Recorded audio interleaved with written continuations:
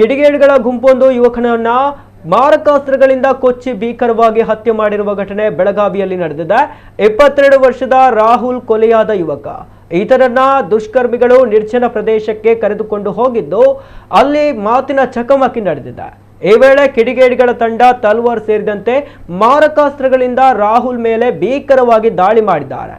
ಇದರಿಂದ ಗಂಭೀರವಾಗಿ ಗಾಯಗೊಂಡು ರಕ್ತದ ಮಡುವಿನಲ್ಲಿ ಬಿದ್ದಿದ್ದ ಈತನನ್ನ ಸ್ಥಳೀಯರು ಮತ್ತು ಪರಿಚಿತರು ಆಸ್ಪತ್ರೆಗೆ ದಾಖಲಿಸಿದ್ದಾರೆ.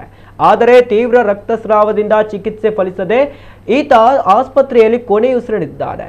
ಇನ್ನು ಪ್ರಾಥಮಿಕ ತನಿಖೆ ಪ್ರಕಾರ ಹಳೆ ದ್ವೇಷವೇ ಈ ಕೊಲೆಗೆ ಪ್ರಮುಖ ಕಾರಣ ಎಂದು ಶಂಕಿಸಲಾಗಿದೆ. ಸದ್ಯ ಈ ಬಗ್ಗೆ ಪ್ರಕರಣ ದಾಖಲಿಸಿಕೊಂಡಿರುವ ಪೊಲೀಸರು ಆರೋಪಿಗಳ ಪತ್ತೆಗಾಗಿ ಬಲೆ ಬೀಸಿದ್ದಾರೆ.